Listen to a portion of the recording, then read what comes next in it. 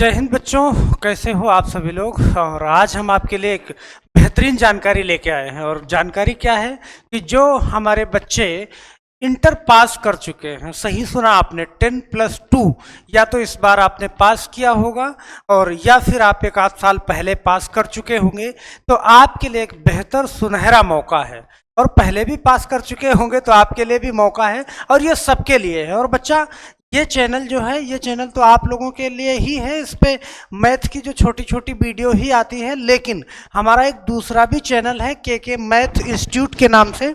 तो उस चैनल पे किसी टेक्निकल के कारणवश जो है वीडियो पब्लिश नहीं हो पाई, तो आज मुझे इस चैनल पे वीडियो पब्लिश करना पड़ गया बच्चे। तो वैसे मैंने सोचा कि आप लोगों को भी जानकारी मिल जाएगी। हालांकि वो चैनल जो है उसका लिंक आपको डिस्क्रिप्शन में मिल जाएगा। अगर वहाँ भी आपको ऐड होना है तो वहाँ भी जा कर के ऐड हो सकते हैं। वहाँ पे भी क्लासें चलेंगी इन सारी चीज़ों की। तो हालांकि इसकी क्लास यहाँ नहीं चलेगी, के मैथ इंस्टीट्यूट चैनल पे चलेगी, लेकिन ये जानकारी आप तक पहुंचाना सबसे इंपॉर्टेंट काम है। टीटीई की वैकेंसी बहुत ही बेहतरीन वैकेंसी है, बहुत सारे बच्चों को इसका इंतजार रहता है। तो रेलवे में आप जानते हो टीटी का काम, आपने कभी यात्रा करी होगी तो टीटी ब्लैक कोट पहन के आता है और आपका चालान बनाता है बिना टिकट के हो आप। तो बस अगर वो सर्विस करना चाहते हैं तो जल्दी से आप आ जाओ। और ये वीडियो आपकी ज़िंदगी के लिए एकदम बेहतरीन वीडियो होने वाली है। तो रेलवे टीटीई नई भर्ती 2024 ऑनलाइन अप्लाई शुरू हो जाएगा बहुत जल्द। वैकेंसी कितना है यहाँ पे? 8460 है और 12th पास भर्ती है। तो ऑल इंडिया मेल फीमेल सब लोग डाल सकते हैं। तो इसी के बारे में हम पूरी जानकारी लेंगे आज, एक एक पॉइंट समझेंगे। और आप सभी लोग, हो सकता है आपके बड़े भाई, आपके छोटे भाई, किसी ने इंटर पास किया हो तो उसको इस वैकेंसी के बारे में जरूर बताना मेरे बच्चे। तो यहाँ पे आ जाओ, हम सारी चीज़ें समझेंगे कि क्या है इसका सिलेक्शन प्रोसेस, कितने पद हैं, आयु क्या है, वेतन क्या है। तो ये सारी चीज़ें हम यहाँ पे समझने वाले हैं। और सारी चीज़ें समझेंगे तो एक एक करके सारी की सारी बातें हम यहाँ पे क्लियर करेंगे। तो ध्यान देना मेरे बच्चे। सबसे पहले बात आती है कि सर जो वैकेंसी है, इस वैकेंसी में टोटल पद कितने हैं?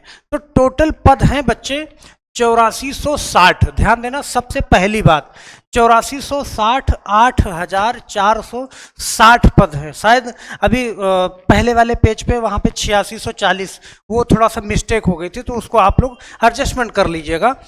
योग्यता क्या है मेरे बच्चे? ध्यान देना, योग्यता जो है, इसकी योग्यता 12th पास है। सही सुना आपने, आपने 10+2 किया है, यूपी बोर्ड से किया है, सीबीएसई बोर्ड से किया है, किसी भी बोर्ड से किया है, सिर्फ आप कक्षा 12 पास हो तो इस भर्ती के लिए आप योग्य हैं। सिर्फ कक्षा 12 पास हो तो आप इस भर्ती के लिए योग्य हैं। सही सुना आपने। अब बात आती है कि सर इसके लिए एज कितना होना चाहिए? तो आप जानते हो इसके लिए एज आपको होनी चाहिए 18 से 30 वर्ष। बच्चा फिर से ध्यान दे लो, इसके लिए आयु कितनी होनी चाहिए? 18 से 30 वर्ष। लास्ट तक वीडियो में बने रहिएगा, एक एक पॉइंट की जानकारी हम आपको देंगे, सिलेबस के बारे में, सिलेक्शन प्रोसेस, सारी जानकारी, बस आपको बने रहना है। तो मैंने 3 चीजें बताई, कुल पद कितने हैं 8460, योग्यता क्या है 12th पास, ओके, और उसके बाद आयु 18 से 30 वर्ष। तो बच्चा यहाँ पे एक बार ध्यान से समझना, तो 18 से 30 वर्ष तो सबके लिए है, ध्यान से समझिएगा। लेकिन ओबीसी वर्ग को आप जानते हो कि 3 वर्ष की छूट मिलती है, ओके। अगर 30 साल के हैं तो वो 33 साल तक डाल सकते हैं, ओके। और एससी वर्ग के लिए आपको मालूम है कि 5 वर्ष के लिए छूट मिलती है।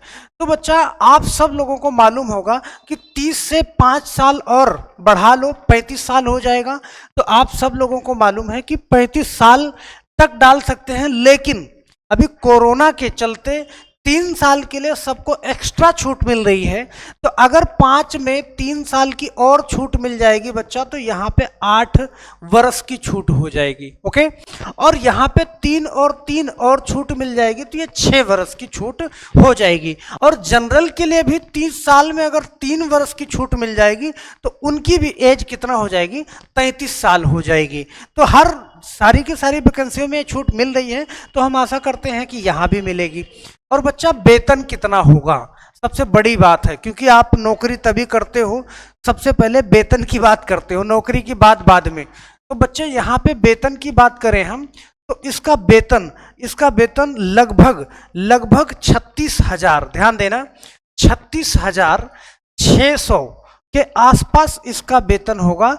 मतलब आप ये कह सकते हैं कि आपके लिए बेहतरीन नौकरी है, आप कर सकते हो इसको, अगर इसके अप्रॉक्स में आपने सोचा है तो। अब बात करते हैं कि ये किस लेवल पे है, क्या राज्य वाले डाल सकते हैं या कहीं से भी लोग डाल सकते हैं, समझ रहे हो? तो ऑल इंडिया लेवल पे है, भारत के आप किसी भी राज्य से, किसी भी केंद्र शासित प्रदेश से, कहीं से भी आप हो, बस भारत से हो तो आप डाल सकते हो। आप महिला हो या फिर पुरुष हो, महिला और पुरुष इस भर्ती में पार्टिसिपेट कर सकते हैं। महिला भी डाल सकती हैं और पुरुष भी डाल सकते हैं। तो बिल्कुल हम आशा करते हैं कि ये भी जानकारी बच्चा आपको क्लियर हो गई होगी। शुल्क कितना पड़ेगा सर भर्ती में, अगर मुझे फॉर्म डालना है तो फीस कितना देना पड़ेगा? कभी कभी तो ऐसा होता है ना, कुछ एक भर्तियां ही निकलती हैं पैसा कमाने के लिए, 2-2 हज़ार रुपये, 15-15 रुपये उनकी फीस होती है। तो यहाँ पे इतनी फीस नहीं है बच्चा, यहाँ पे फीस ध्यान देना, देखो यहाँ पे एक बार एक समानता आई है, general, OBC, EWS, SC ST female, जितने भी कैंडिडेट्स हैं सबके लिए फीस यहां पे रखी गई है बच्चा 450 रुपए। कितना? 450 रुपए। तो 450 रुपए छूट आपके लिए रखी गई है, फीस रखी गई है। तो 450 रुपए फीस आप पेमेंट कर सकते हैं, और ये ऑनलाइन पेमेंट होगा बच्चा, ऑफलाइन पेमेंट नहीं होगा, इस बात को ध्यान रख लीजिएगा। ओके, अब हम देख लेते हैं कि कैटेगरी वाइज इसकी कट ऑफ इसकी वैकेंसी कितनी है। भाई उसी हिसाब से कट ऑफ जानी है, तो वैकेंसी आप एक बार देख लो। जो जनरल के लिए पद है बच्चा, यहां पे ध्यान देना, 3111 पद है। जनरल के लिए कितने पद है? 3111 पद है, इस चीज को ध्यान दीजिएगा, 3111 पद। ओबीसी के लिए बच्चा 1009 पद है। कितने? 1009 पद है। यहां पे ईडब्ल्यूएस के लिए 730 पद है, और ध्यान देना बच्चा एससी के लिए 2100 पद है। तो ये अपने आप में बहुत ही बेहतरीन काम है कि एससी के लिए 2100 पद है और एसटी के लिए 1234 पद इसमें दिए गए हैं।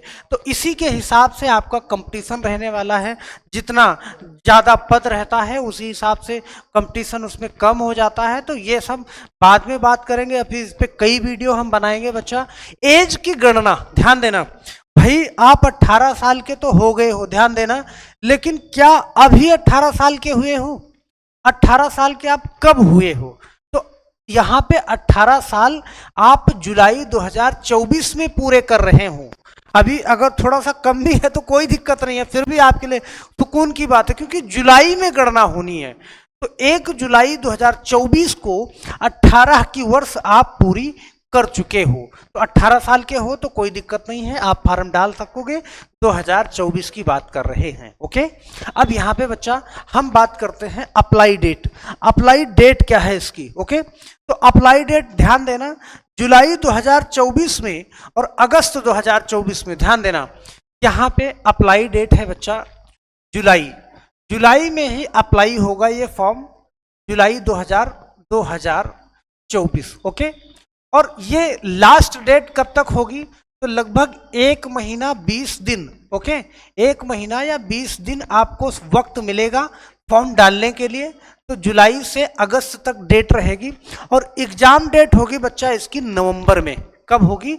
नवंबर में एग्जाम होगा, नवंबर में। तो आप ध्यान दे लेना, नवंबर 2024 में इसका एग्जाम होगा। अगर जुलाई में फार्म आता है तो अगस्त, सितंबर, अक्टूबर, नवंबर, लगभग 4 महीने का वक्त आपके पास रहेगा। सारा सिलेबस आपको 4 महीने में पढ़ना पड़ेगा बच्चा। अब यहाँ पे आपको बहुत सारी चीजें, मतलब हम एक एक करके बड़े हिसाब से सारे के सारे डाउट आपके क्लियर कर रहे हैं, लेकिन अगर आपके मन में कोई चीज, कोई शंका रह जाती है बच्चा, तो आप कमेंट जरूर करिएगा और आप ये पूछिएगा कि सर ये पॉइंट क्लियर नहीं है, मैं उसको भी क्लियर कराऊंगा या फिर एक आध वीडियो और बनाऊंगा। यहाँ पे ध्यान देना, सिलेक्शन प्रोसेस क्या है, जैसे बहुत सारे एग्जाम में बच्चा एक पेपर होता है प्री का, फिर दूसरा पेपर होता है मेंस का, तो क्या यहाँ भी है प्री होगा फिर प्री पास करो मेंस में जाओ, क्या ऐसी कोई कंडीशन है? तो नहीं बच्चा, बिल्कुल नहीं है। यहाँ पे सिर्फ और सिर्फ एक एग्जाम आपको देना पड़ेगा, सिर्फ एक exam. Exam number of exams यहाँ पे कितने हैं बच्चा, कितने हैं? तो सिर्फ और सिर्फ एक एग्जाम होगा यहाँ पे। एक एग्जाम क्लियर करो, आप कट ऑफ में आ गए, आपको पास कर दिया जाएगा।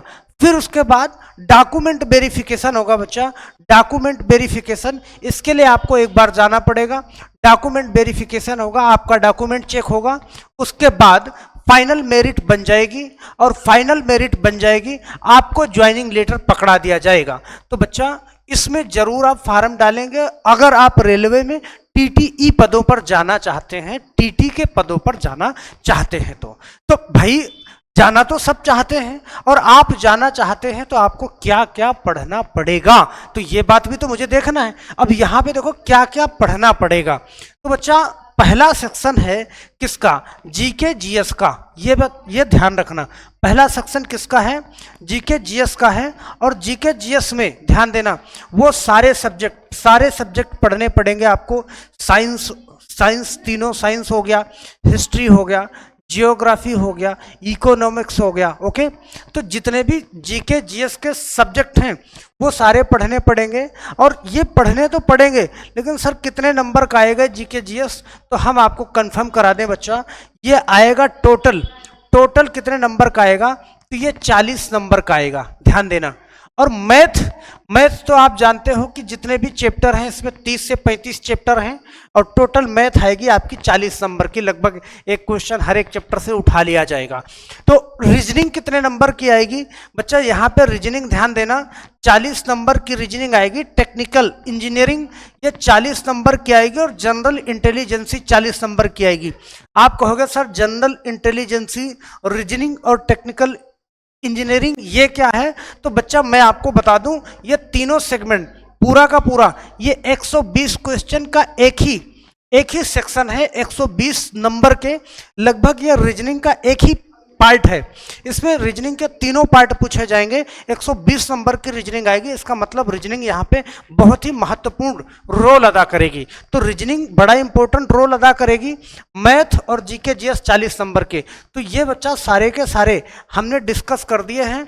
यहाँ पे कोई भी आपके दिमाग में कोई मन में कंफ्यूजन है, या फिर कहीं पे कोई चीज ना क्लियर हो रही हो, तो आप यहाँ पे मुझे कमेंट करोगे, कमेंट के माध्यम से पूछोगे। अगर आपके बहुत सारे सवाल आएंगे तो मैं सारा का सारा वीडियो यहाँ पे बना दूंगा। और बच्चा अगर आप लोग चाहोगे, पूछोगे, तो मैं जीके जीएस मैथ रीजनिंग इसका कितना क्वेश्चन, क्या क्या इसके अंदर सिलेबस है, तो फुल सिलेबस में डिस्कस कर दूंगा एक वीडियो के अंदर, तो सारा कन्फ्यूजन आपका दूर हो जाएगा। तो बस आज के लिए सिर्फ इतना ही। लेकिन हम चाहते हैं कि कहीं भी अगर आपके मन में कोई सवाल हो तो आप जरूर कमेंट के माध्यम से पूछ लेना बच्चा, क्लियर हो जाएगा। और ये फॉर्म जरूर डालना, अभी से इसकी तैयारी करने में लग जाओ। तो आज की कहानी को यहीं पे समाप्त करेंगे, फिर मिलेंगे हम दूसरे ऐसे ही किसी नॉलेजेबल वीडियो में। तब तक के लिए आप सभी लोगों को बहुत बहुत धन्यवाद। जय हिंद।